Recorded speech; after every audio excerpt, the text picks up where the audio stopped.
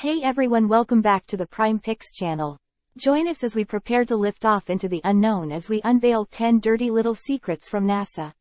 At number 10 we have the accidental recording over of the original tapes of the Apollo 11 moon landing. Claims of NASA staging the moon landing have persisted since the initial broadcast on live TV. In 2006, when NASA acknowledged the unavailability of the original video recordings from the 1969 landing, suspicions of a hoax were reignited. A Russian official even called for an investigation. Despite this, NASA maintained its stance. In 2004, an archive in Sydney erroneously claimed to have found the missing videos, sparking a global search. NASA's goal was to recover the footage for enhanced image quality compared to the originally broadcasted images captured by a TV camera pointed at a monitor. Presently, many NASA experts believe that tapes are lost due to budget cuts. Standard practice in the 60s and 70s involved reusing tape reels after a certain storage period, and the originals were likely among a batch of up to 200,000 tapes that were magnetically erased. At the number 9 spot we have the story of the former Nazi scientists who were secretly harbored after World War II. Post-World War II claims of Operation Paperclip, a CIA initiative, covertly brought 1,600 Nazi scientists to the U.S. to boost its space, military, and technology programs. Aimed at preventing Soviet acquisition of Nazi expertise, the project drew from the Ozenberg list recovered in Germany. The move, while strategically praised for potential geopolitical impacts, sparked ethical debates due to the scientists escaping public Nazi trials, raising questions about justice and responsibility. Operation Paperclip remains a complex historical legacy, exemplifying the intricate interplay of geopolitical strategy, scientific progress, and ethical considerations. Making the list at number 8 we have the story of the NASA interns who stole moon rocks and a meteorite from Mars and had sex on them. In 2002, Thad Roberts, Gordon McWhorter, Tiffany Fowler, and Shay Soar, all NASA interns, embarked on an audacious plan to infiltrate the Johnson Space Center, pilfering over 600 pounds of moon rocks. Attempting to capitalize on their heist, Roberts and his associates aimed to sell the rocks on the black market, estimating their value at $21 million. Notably, the trio indulged in an unconventional act, spreading the moon rocks on a bed and engaging in a sexual encounter. The clandestine operation took a turn when the interns were apprehended, subsequently pleading guilty to their actions. Roberts, in particular, faced the consequences with an 8-year prison sentence.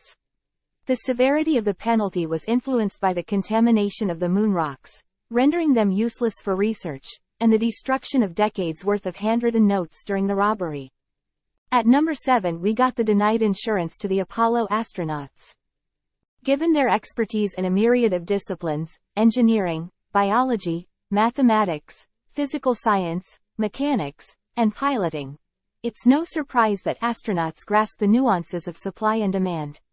A fascinating chapter in space history unfolds in the months preceding the iconic Apollo 11 launch, where Neil Armstrong and his crew engaged in an unusual form of autographing: the creation of covers, envelopes adorned with signatures and postmarked on significant dates.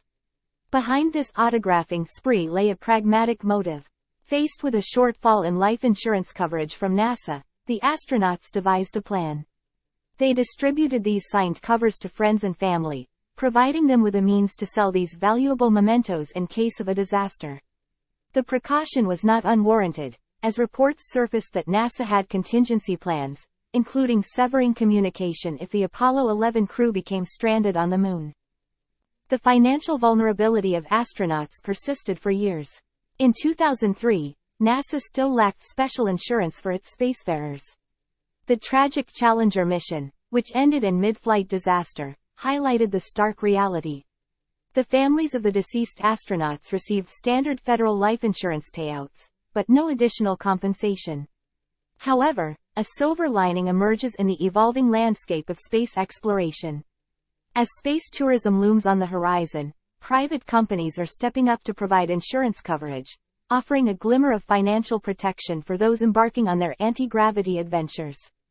Coming in at the 6, NASA's former astronauts don't always have a happy return. Gaining entry into the NASA astronaut program is notoriously challenging.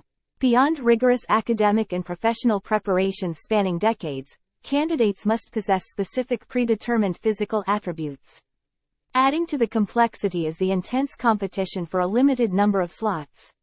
With a mere 257 astronauts admitted since the program's inception, meeting all the criteria only grants you a slim 0.8% chance of being selected. And this is before embarking on one of the world's most demanding professions. The challenges don't end with selection. The post-mission adjustment has proven difficult for some. Buzz Aldrin, after the return of Apollo 11, faced a tumultuous reintegration into everyday life.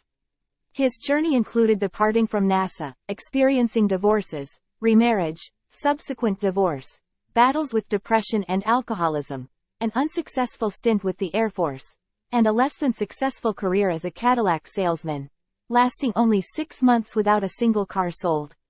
Fortunately, Aldrin has since overcome these hurdles, leading a sober life, remarried, and enjoying a happier existence today.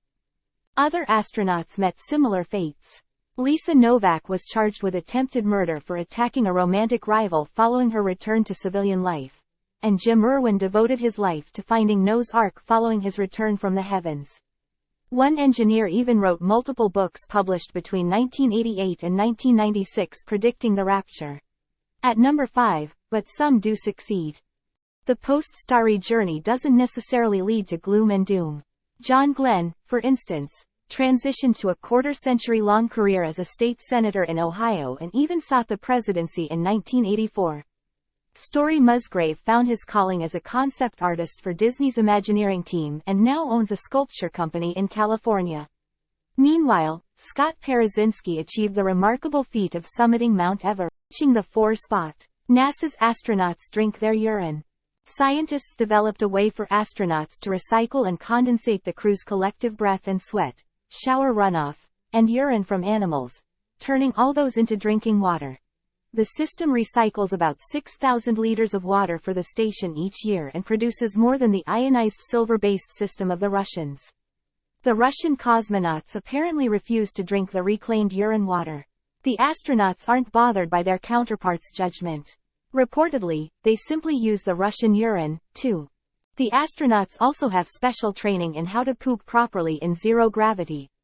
Because of the weightlessness experienced, toilets on the space station require fans to create suction, allegedly a huge improvement from the method of the early shuttle days, using adhesives to fix collection bags to their behinds. The number 3 secret: astronauts are taught to restrain people with duct tape.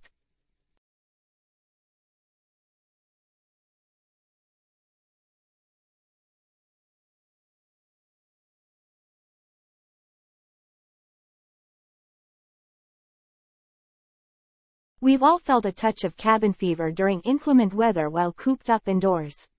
Now, envision enduring months of your roommate's most irritating habits in the confined quarters of a space mission. NASA, always prepared, has an official procedure in case an astronaut experiences a severe mental breakdown during a mission. According to the documents, if necessary, the astronauts' crewmates are advised to bind their wrists and ankles with duct tape, secure them with a bungee cord, and administer tranquilizers. This guidance is part of a comprehensive space station checklist covering various medical emergencies. However, it is emphasized that each incident would be handled on a case-by-case basis. Curiously, there is no official protocol outlined for the event of a crew member's death. Prior to launch, mission members engage in a death sim, a workshop to navigate and understand the scenario. The number 2 secret: NASA has been accused of using whale oil in its satellites. This myth gained prominence with the airing of Episode 4 of the miniseries, America: The Story of Us, on the History Channel. The documentary asserted that, even today, whale oil is used by NASA, and the Hubble Space Telescope runs on it. NASA promptly refuted this claim, stating unequivocally that whale oil is not utilized in the operation of the Hubble telescope. Despite NASA's clarification, there persists speculation that whale oil might have been employed at some point in space exploration. The rationale behind this speculation lies in the unique properties of whale oil. It remains unfrozen in sub-zero temperatures, maintains its density under extremely high pressures, and lacks a known natural substitute. Commercial whaling faced a ban from the International Whaling Commission in 1986, and the commercial appeal of whale oil had already diminished long before that, primarily due to the increasing popularity of petroleum. It seems improbable that the agency currently relies on pure whale oil, leaning more towards the possibility of utilizing synthetic lubricants to replicate its effects. The question remains open for discussion. Were some of the early satellites powered in part by the Earth's largest creature? This enigmatic issue continues to be a topic of debate. What is certain, however, is that whale oil reached its zenith in consumption during the 1850s, almost a century before the establishment of NASA. And now for the moment you've all been waiting for. NASA's number one secret is, they know nothing about women. Prominently a boys' club, but the involvement of women in the space program has improved steadily over time. The agency sponsors outreach programs targeted at women and girls, and in 2016, NASA's incoming class was 50% female, a landmark for the program. A 2016 Academy Award-nominated movie, Hidden Figures, even popularized the story of 3 real-life African-American women who were part of NASA's team of human computers during the first missions. Considering that fields like engineering and physics are still overwhelmingly male-dominated, there is evidence that women are still a mystery to many at NASA. No evidence is stronger than when a group of engineers had to pack for Sally Ride, the first female astronaut. Reportedly, the engineers asked Ride if 100 tampons were enough for her 7-day trip to space. As an extra thoughtful gesture, they also packed the tampons with their strings connected so that they wouldn't float away. During the era of the Me Too movement, engineers have little cause for concern. NASA recommends female astronauts adopt the continuous pill method for menstrual suppression, given that the waste disposal system onboard is not engineered to manage menstrual blood. When considering extended space travel, a supply of contraceptive pills proves to be a more spatially economical choice compared to a substantial quantity of tampons. And there you have it, folks. 10 dirty little secrets NASA is keeping from you. What was your favorite secret you found out? Let me know by leaving a comment below.